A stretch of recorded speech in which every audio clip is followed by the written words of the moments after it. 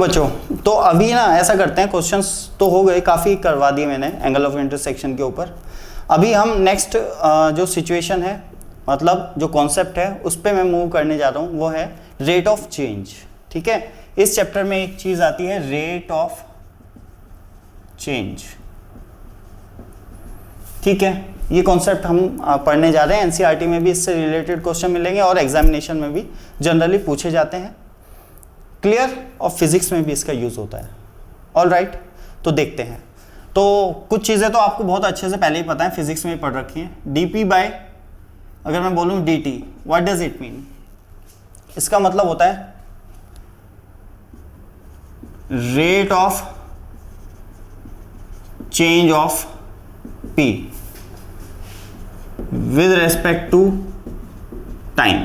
Time के respect में कैसे कैसे p चेंज हो रहा है, ये डिनोट करता है dp बाई dt। अगर मैं लिख दूं dp बाई dq, तो ये क्या बताएगा? Rate of change of p with respect to q। q के रेस्पेक्ट में p कैसे चेंज हो रहा है वो बताता है ये। ठीक है, ये तो हमने डिफरेंशिएशन में भी पढ़ा है। dy बाई dx हमें क्या बताता है? Rate of change of y with respect to x। x के रेस्पेक्ट में y कैसे कैसे चेंज हो रहा है ये बताता है dy बाई dx हमें। ठीक है, अभी इंपॉर्टेंट चीजें क्या है कि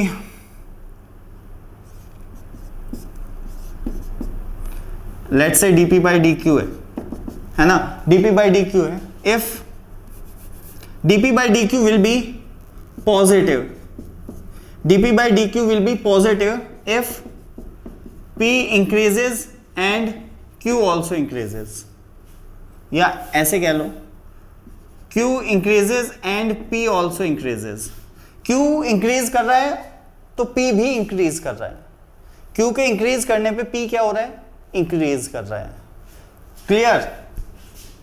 और q के decrease करने पे p decrease हो रहा है। Clear? q increases and p also increases, q decreases and p also decreases। अगर एक कम हो रहा है तो दूसरा भी कम हो रहा है, एक बढ़ता जा रहा है तो दूसरा भी बढ़ता जा रहा है। अगर ऐसा हो रहा है तो dp बाई dq हमेशा कैसा आएगा? पॉजिटिव। या ऐसे समझ लो, कुछ ऐसे दिया है कि if p increases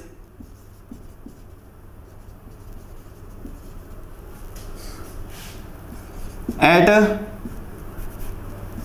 rate of a unit,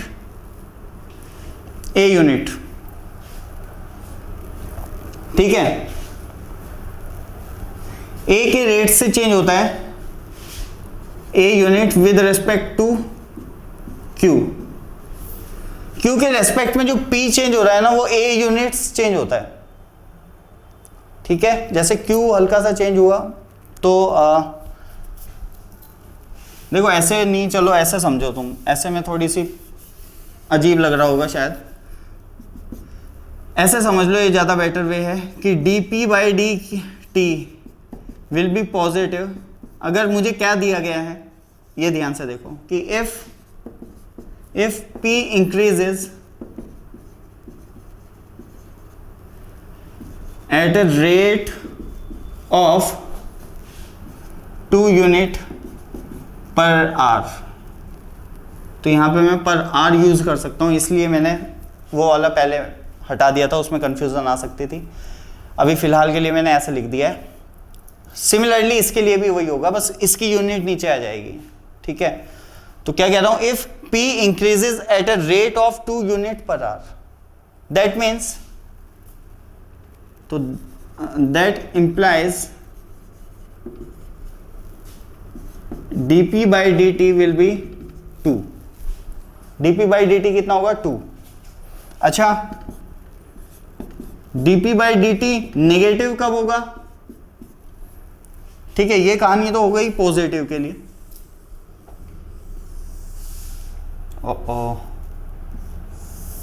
ठीक है, ये कहानी तो होगी पॉजिटिव के लिए। अब नेगेटिव के लिए देख लेते हैं।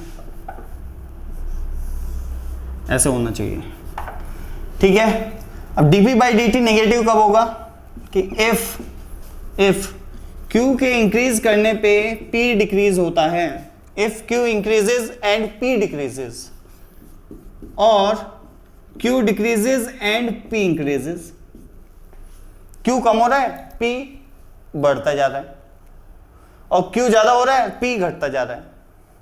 अगर ऐसे सिचुएशन हो तो ऐसे केस में dp बाई dt या dp by dq will be negative. Alright, तो यही चीज यहां पे भी लिख देता हूं। In this case dp by dt कुछ ऐसा दिया जाएगा आपको लैंग्वेज में, ये मैंने लैंग्वेज बताई है, तो लैंग्वेज में आपको ऐसे देंगे कि इफ p डिक्रीजेज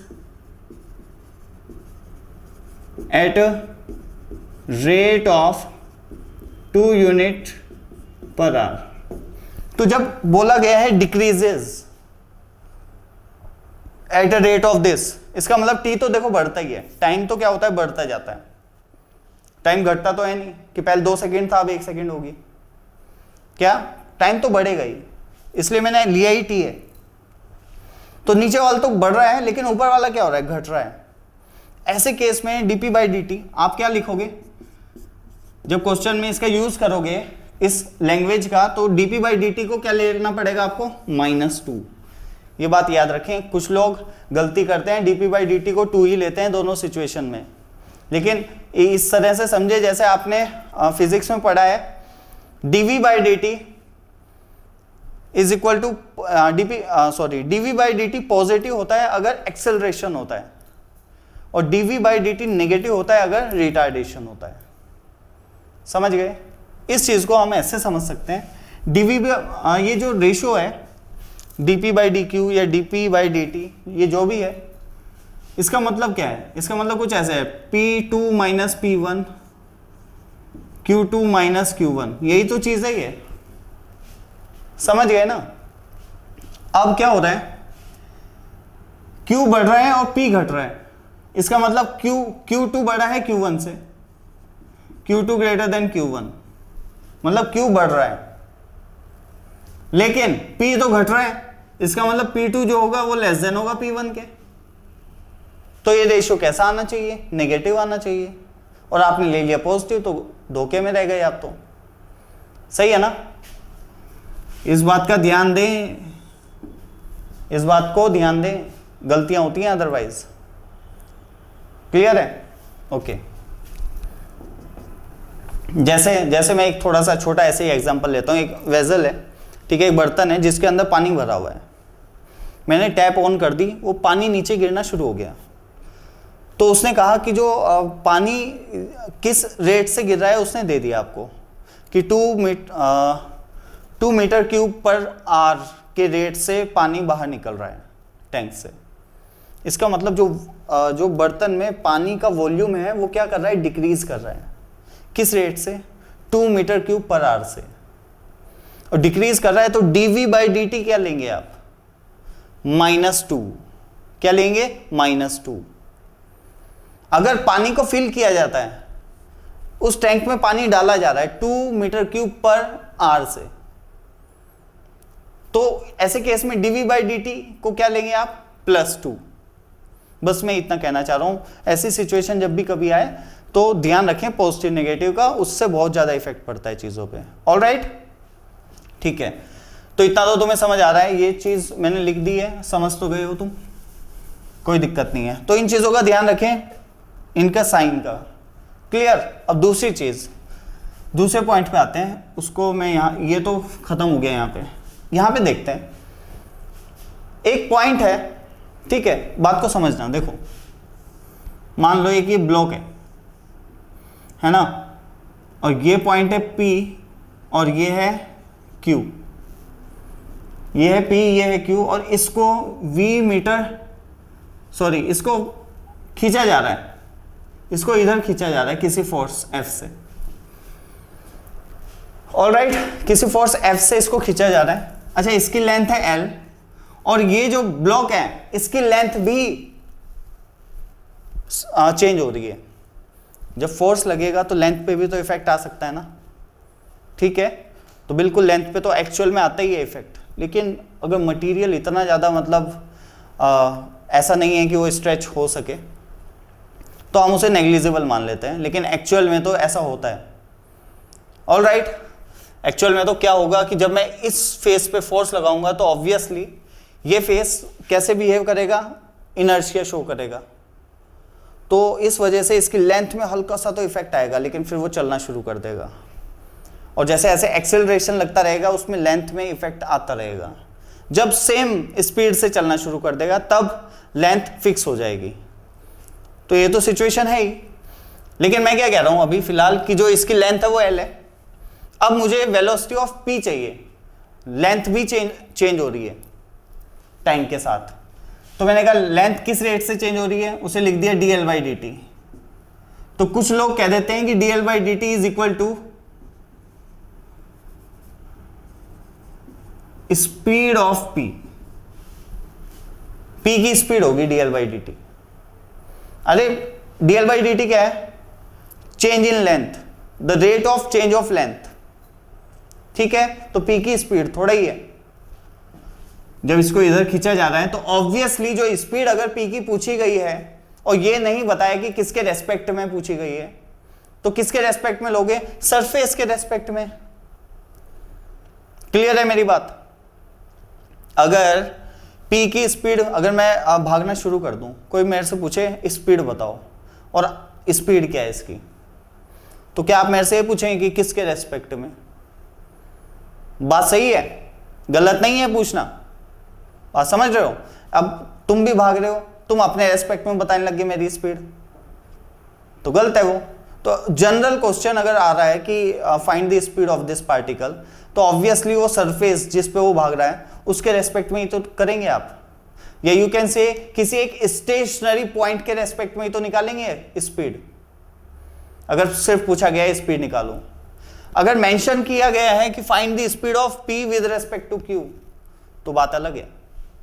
जब तक मेंशन ना किया जाए तब तक आपको स्पीड जो है वो हमेशा स्टेशनरी पॉइंट के रेस्पेक्ट में निकालनी पड़ेगी, ये बात ध्यान रखें, ठीक है। तो dl by dt is not a speed of p, तो मैंने लिख दिया to find the speed of p we require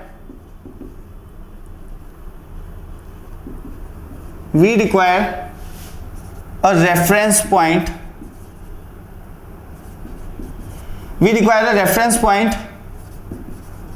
that should be a stationary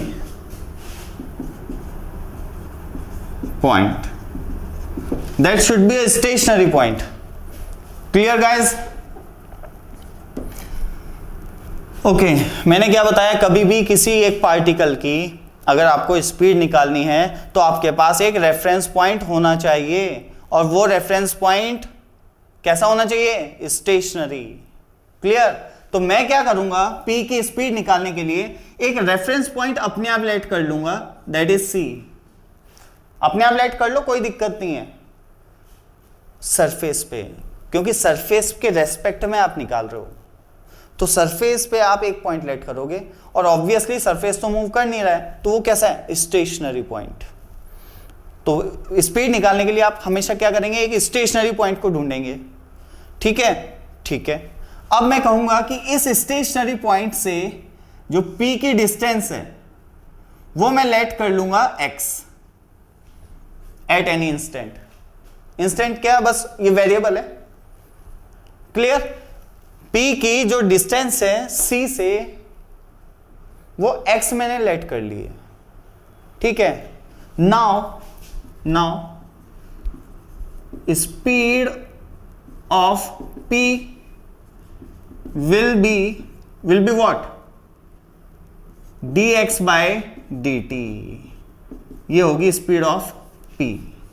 बात सही है या नहीं, dx by dt, all right, सही बात है, ओके, तो बिल्कुल सही बात है ये, dx by dt with respect to ये अपना क्या vp, ठीक है। ये है speed of p with respect to the surface. अगर पूछ लिया जाए speed of P with respect to Q. तो speed of P with respect to Q will be what? Will be what? तो मैं इसको ऐसे शो कर रहा हूं, P with respect to Q, right? और it should be what? dl by dt. ध्यान से देखें, अब L क्या है? यहां से यहां तक की डिस्टेंस है, इनिशियल डिस्टेंस है L. अब ये वेरी करेगी लेकिन, ठीक है, इनिशियली आपने ले लिया L, एक्चुअल में तो L वेरिएबल है, तो इनिशियल डिस्टेंस बोलना भी सही नहीं है, सही बात है. तो मैंने मान लिया कि Q से P तक की जो डिस्टेंस है वो L है. ऑलराइट, अब dl बाई dt, तो अगर लेंथ इंक्रीज करेगी, जैसे मैं फोर्स लगा रहा हूं, लेंथ इंक्रीज करेगी, तो ऑब्वियसली dl बाई dt कैसा आएगा? पॉजिटिव. अगर लेंथ डिक्रीज करेगी, क्योंकि टाइम तो इंक्रीज ही करेगा हमेशा, अगर ये फोर्स लगाने की वजह से लेंथ डिक्रीज कर रही है तो dl बाई dt कैसा आएगा? नेगेटिव. क्लियर है मेरी बात? ठीक है, मतलब जैसे ही फोर्स लगाया तो ये L यहां पे पहुंच गया, ये पॉइंट पहले यहां पे था, अब यहां पे आ गया, तो L तो डिक्रीज हो गया, तो ऐसे केस में नेगेटिव आएगा. और अगर ये पॉइंट यहां पे पहुंच गया इधर, तो कैसा हो जाएगा? पॉजिटिव. ये चीज तो मैंने तुम्हें यहां पे बता दी है. ऑलराइट, ठीक है ना. चलिए दूसरी चीज देखो, जब फोर्स इधर लगा रहा हूं तो अब ये P क्या होगा? आगे बढ़ेगा, और X क्या करेगा? इंक्रीज करेगा, और टाइम तो इंक्रीज ही करता है. तो जो dx बाई dt आएगा वो कैसा आएगा बच्चों? पॉजिटिव. कैसा आएगा? पॉजिटिव. अच्छा, अगर ये इधर मूव कर रहा हो तो x क्या हो जाएगा? कम. x तो मैंने इस सिचुएशन के लिए माना है ना, तो अब x इधर ऐसे आ गया, ये पॉइंट तो फिक्स है, और ये इधर मूव कर रहा है, तो x कम हो जाएगा या नहीं? टाइम तो बढ़ ही रहा है, तो इस केस में क्या आएगा? dx by dt negative. तो हो सकता है कोई ऐसी सिचुएशन दी जाए आपको, वहां से जब आप क्वेश्चन को सॉल्व करो और dx बाई dt की वैल्यू निकल के आए, वो है -2, तो आप समझ जाएंगे कि जो ये ब्लॉक है इसकी डायरेक्शन इधर की ओर है. अगर dx बाई dt पॉजिटिव आया तो आप समझ जाएंगे इसकी डायरेक्शन इधर की ओर है. तो मतलब ऐसा क्वेश्चन में होता है, जब रेट ऑफ चेंज ऑफ एक वेरिएबल का दिया हुआ है, rate of change of let's say q1 is given and rate of change of q2 is to be found. दो वेरिएबल्स हैं, ठीक है, एक का आपको रेट ऑफ चेंज दिया हुआ है, दूसरे का पूछा गया है, ठीक है. तब आप जब कैलकुलेट करते हो तो दूसरे का नेगेटिव आ जाता है. पहले का तो पॉजिटिव था जो दिया हुआ था, लेकिन दूसरे का नेगेटिव आ गया. इसका मतलब समझ जाना, जो दूसरा वेरिएबल है ना वो डिक्रीज कर रहा है इस सिचुएशन में, ठीक है. तो साइन भी मैटर करता है, साइन ही बताता है कि जैसे वॉल्यूम था ना बर्तन का, वो डिक्रीज कर रहा है या इंक्रीज कर रहा है. समझ रहे हो? मतलब ऐसा है, एक बर्तन है जिसमें किसी रेट से पानी डाला जा रहा है और किसी रेट से निकाला जा रहा है. अब मुझे नहीं पता उसकी हाइट जो है वाटर लेवल वो इंक्रीज करेगा या डिक्रीज करेगा, क्योंकि पानी डाला भी जा रहा है, निकाला भी जा रहा है. अब ये डिपेंड करता है ये किस रेट से हो रहा है काम, ठीक है. तो इन चीज़ों पे जब मैं सॉल्व करूंगा और dh by dt height, rate of change of height निकालूंगा, अगर वो पॉजिटिव आया तो इसका मतलब ओवरऑल पानी का जो लेवल है वो बढ़ रहा है, और अगर वो नेगेटिव आया तो मैं समझ जाऊंगा उसका लेवल घट रहा है. और ये डिपेंड किस पे करता है कि हाइट आप कहां से ले रहे हो, बॉटम से ना, तो बॉटम से ले रहे हो तो यस वो बढ़ रहा होगा. अब आपने ऊपर से लेना शुरू कर दिया, जो h लिया ना आपने बिल्कुल टॉप से लिया उसका वाटर लेवल. अब अगर dh बाई dt पॉजिटिव आता है तो ऑब्वियसली पानी का लेवल नीचे जा रहा होगा, ठीक है. और अगर आपने रेफरेंस पॉइंट ऊपर लिया है ना, बर्तन का ऊपर वाला फेस, अब कैसा आ रहा है? dh by dt negative, that means पानी का लेवल ऊपर आ रहा होगा, बढ़ रहा होगा. तो ये डिपेंड करता है कि आप स्टेशनरी पॉइंट जो लेते हो वो क्या लेते हो, उसके रेस्पेक्ट में वेरिएबल्स को बताया जाता है, वेरिएबल क्या है क्या नहीं है, वेरिएबल की वैल्यूज़ निकाली जाती है, ठीक है. एक स्टेशनरी पॉइंट ले लेना, उसके रेस्पेक्ट में सब चीज़ें चलेंगी. अभी थोड़ा सा तो आइडिया लग गया होगा, बाकी आइडिया अभी क्वेश्चन के जरिए भी लगेगा, और एक मैं पूरा स्टेप वाइज तुम्हें बता देता हूँ कि कैसे करना है कैसे नहीं. ऑलराइट, उससे पहले जल्दी से पॉज करके इसको उतार लो. तो बच्चों अभी हम देखने जा रहे हैं how to find rate change, ठीक है, इसके step wise how to find it, कैसे इसे फाइंड करते हैं, मतलब कैसे इसमें सिनेरियो बन सकते हैं, क्या होगा क्या नहीं होगा, ये अभी हम सीखने जा रहे हैं। तो जैसे मैं स्टार्ट कर रहा हूं इससे कि इफ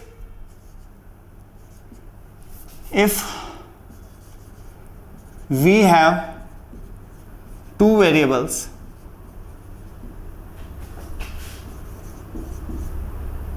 ठीक है, and rate of we have two variables, let's say Q1 Q2 ले लेते हैं, ठीक है, let's say Q1 Q2 and rate of change of one variable, जो अभी बोला था मैंने, rate of change of one variable is given and rate of change of other variable is to be found,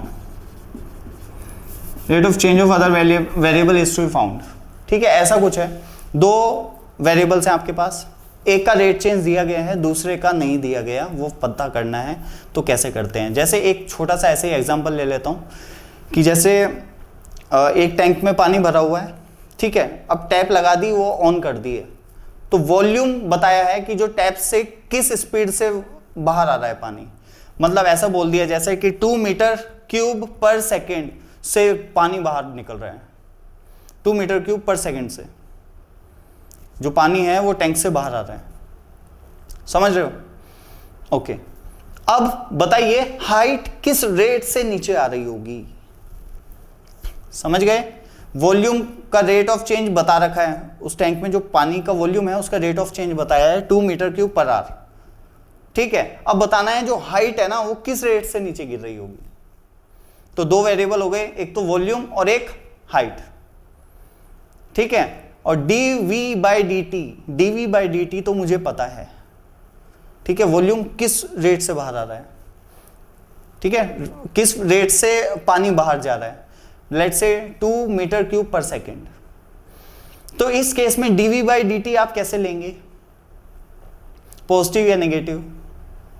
obviously negative, क्योंकि dv by dt मतलब volume क्या हो रहा है, डिक्रीज हो रहा है, पानी बाहर जा रहा है, तो टैंक के अंदर का जो वॉल्यूम है वो है v, और dv बाई dt क्या होगा बच्चों, dv बाई dt क्या होगा, minus of 2 metre cube per hour या पर सेकेंड जो भी लिया है, बात समझ गए, ऐसे नेगेटिव होगा।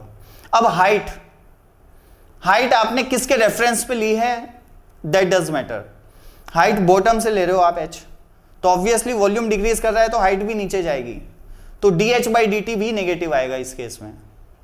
लेकिन कैसे करते हैं, वॉल्यूम का तो रेट चेंज पता है, हाइट का कैसे निकालें ये मैं स्टेप वाइज बता रहा हूं कि स्टेप 1 क्या है, फर्स्ट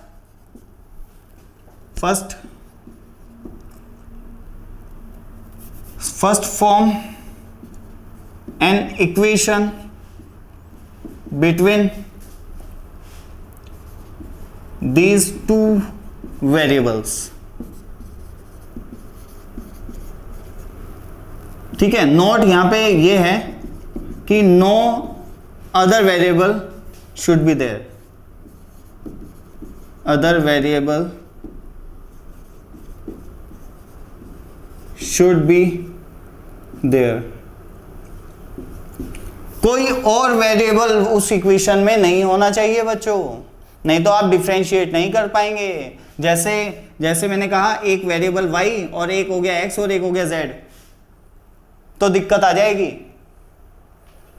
ठीक है। मतलब मैं ये भी नहीं कह रहा हूं कि होना ही नहीं चाहिए, आप कर ही नहीं सकते, कर सकते हो, बिल्कुल कर सकते हो, कोई टेंशन की बात नहीं है, लेकिन उस सिचुएशन को हम बाद में ऑब्जर्व करेंगे, ठीक है। ऐसी सिचुएशन में क्या होता है हम बाद में देखेंगे, उसके लिए कुछ चीजें दी हुई होनी जरूरी हो जाती हैं, लेकिन अभी फिलहाल के लिए आप ऐसे ही समझें, वो सिनेरियो बहुत कम आएगा, ऐसे समझें। मैंने क्या कहा, first form an equation between these two variables, जो भी वेरिएबल है ना उनके बीच में इक्वेशन फाइंड करें सबसे पहले। ऑलराइट, उनके बीच में इक्वेशन फाइंड करें सबसे पहले। देन इक्वेशन फाइंड होने के बाद कुछ चीजों का आपको ध्यान देना है, वो क्या है। ऑलराइट, तो मैं क्या कह रहा हूं कि यहां पे आपको एक दो बातों का ध्यान देना है। वो क्या है, वो ये है कि डायमेंशंस, ऐसे लिख लेता हूं, should not be ignored।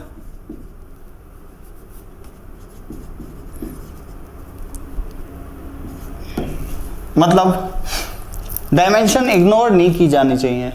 Dimensions देखो, कई बार डायमेंशन से ही आपको पता चलेगा कि इसने क्या दिया है। ठीक है, जैसे उसने दिया है कि रेट ऑफ, मतलब पानी जो है ना अपना, जो बर्तन में पानी भरा हुआ है, ठीक है, वो किस रेट से बाहर आ रहा है। उसने दिया है कि 2 मीटर पर सेकेंड, 2 मीटर पर सेकेंड से बाहर आ रहा है। इसका मतलब उसने क्या दिया है, उसकी स्पीड दी है। 2 मीटर पर सेकेंड से जो पानी है वो बाहर आ रहा है, इससे मुझे क्या पता चला, उसकी स्पीड दी है। अब आपको जो होल है जिससे पानी बाहर आ रहा है उसका जो एरिया होगा वो इस स्पीड में मल्टीप्लाई करना पड़ेगा, तब आएगा rate change of volume, rate of change of volume. बात समझ गए। तो उसने क्या किया, होल था जो, उसने कहा कि इस होल से ना जो पानी बाहर आ रहा है वो 2 मीटर पर सेकेंड से आ रहा है। तो यहां से मुझे पता चल गया कि यार इसका ना rate of change of volume नहीं दिया, rate of change of rate of change क्या कह रहे हैं, स्पीड ऑफ वाटर दी है। ठीक है, किस स्पीड से पानी बाहर आ रहा है। तो मुझे क्या करना पड़ेगा, एरिया को मल्टीप्लाई करना पड़ेगा इसके साथ। किस एरिया को, उस होल के एरिया को। ठीक है, फ्लूइड मैकेनिक्स में आपने पढ़ा होगा। ओके, देन मुझे क्या मिलेगा, rate of change of volume. Clear. या उसने कहा है जो पानी बाहर आ रहा है ना वो 2 मीटर क्यूब पर सेकेंड से आ रहा है। इसका मतलब उसने क्या दिया, इसने इस बार rate of change of volume ही दिया है। इस बार क्या दिया है, rate of change of volume. तो बात समझ पा रहे हो मेरी, डायमेंशन से पता चल रहा है। पहले दिया था 2 मीटर पर सेकेंड से बाहर आ रहा है, तो वहां से मुझे पता चला उसकी स्पीड दी गई है। फिर दिया 2 मीटर क्यूब पर सेकेंड से बाहर आ रहा है, वहां से मुझे पता चला इसका वॉल्यूम और चेंज इन वॉल्यूम दिया गया है। किस रेट से पानी बाहर आ रहा है उसका वॉल्यूम का रेट दिया गया है, rate of change of volume. Alright, तो यहां पे मैंने इसलिए मेंशन किया है कि dimensions should not be ignored. कई बार दिया तो है 2 मीटर पर सेकेंड और आप उसे ट्रीट कर रहे हैं volume, rate of change of volume दे दिया मेरे 2 नहीं। क्लियर। तो dimensions should not be ignored.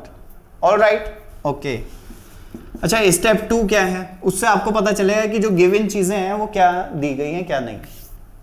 Step 2 है, then now differentiate the equation. Now just differentiate the equation. जो इक्वेशन बन के आई है ना बच्चों, उसे डिफरेंशिएट कर दो। ऑलराइट, जो भी इक्वेशन बनी है उसे डिफरेंशिएट कर दो। ओके। अच्छा, यहां और बस वहीं से रेट मिल जाएगा आपको। एक का पता है, दूसरे का निकाल लेना, बस स्टेप 2 पे ही बात खत्म हो जाएगी। Now the differentiate the equation. अब जब आप डिफरेंशिएट करोगे तो एक का रेट चेंज और दूसरे के रेट चेंज, उनमें एक रिलेशन मिल जाएगा। एक का पता है, दूसरे का आप निकाल लेंगे अपने आप। Clear. Now you can, now we can find the rate change. Now we can find the rate change. Rate change of, बस ठीक है, इतना ही बहुत है। रेट चेंज मतलब किसका रेट चेंज आप फाइंड कर पाओगे, जिसका नहीं पता था। जिसका पता है वो तो उसमें पुट करोगे आप। ऑलराइट, तो यहां से मिल जाएगा। ओके। अच्छा, दूसरी एक पॉइंट की बात क्या है कि if the value of any quantity is given at any instant, किसी एक इंस्टेंट पे एक क्वांटिटी की वैल्यू दी गई है, जैसे वॉल्यूम है, वॉल्यूम चेंज हो रहा है, जब टैप को ऑन किया है तो इसका वॉल्यूम तो डिक्रीज करता जा रहा है, तो किसी एक इंस्टेंट पे ऐसा बोल दिया कि जब 3 सेकेंड हो चुके हैं तो कंटेनर में जो वॉल्यूम है, पानी का वॉल्यूम, वो 150 लीटर्स है, ऐसे लिख दिया। तो किसी एक इंस्टेंट पे जब 2 सेकेंड हो चुके हैं उसने वॉल्यूम दिया है, ओके। तो मैं वही चीज मैंने बोली है, if the value of any quantity is given at any instant then use it after differentiation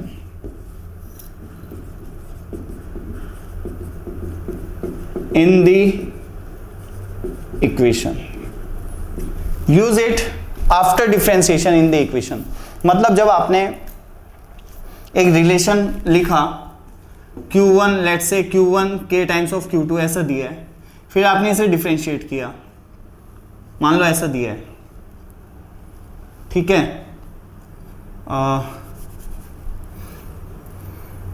अच्छा, ये चीज ऐसे नहीं बताई जाएगी, ये क्वेश्चन के जरिए ही बताऊंगा।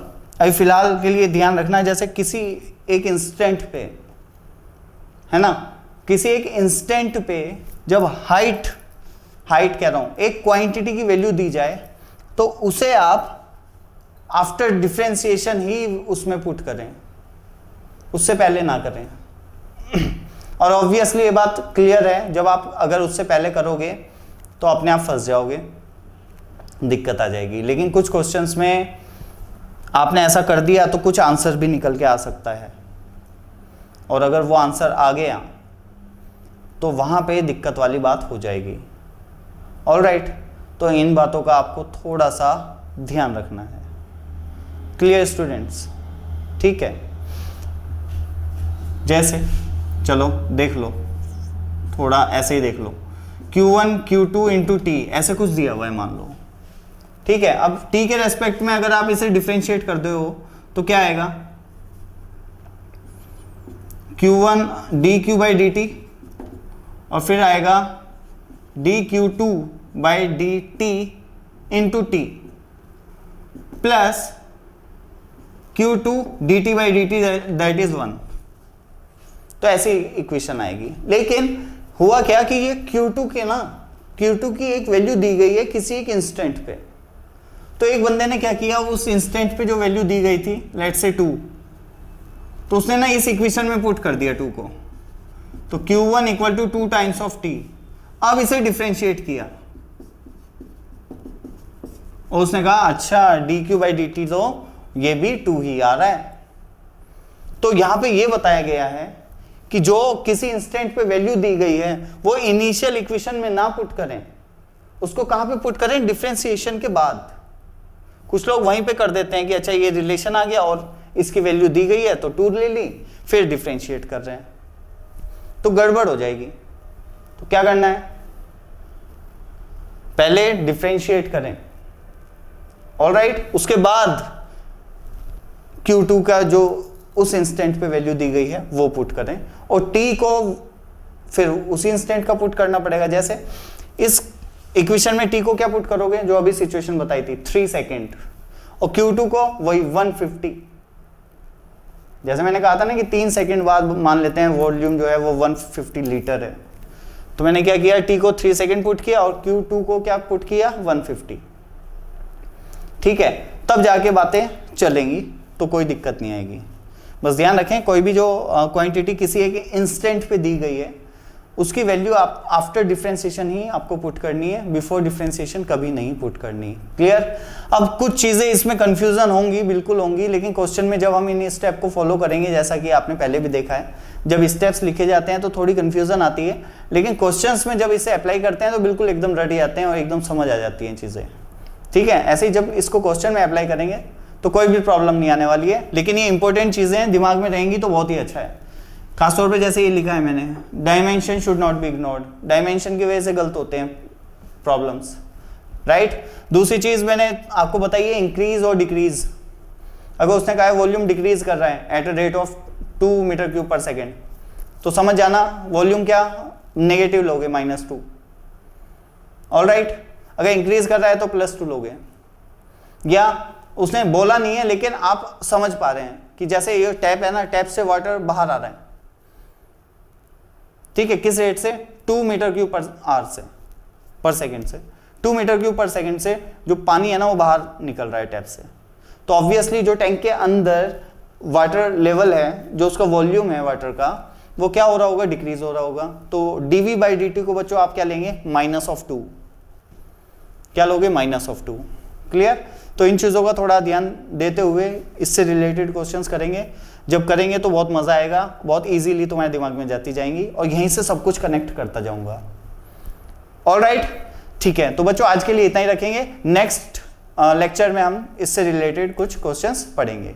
Okay, done. Thank you.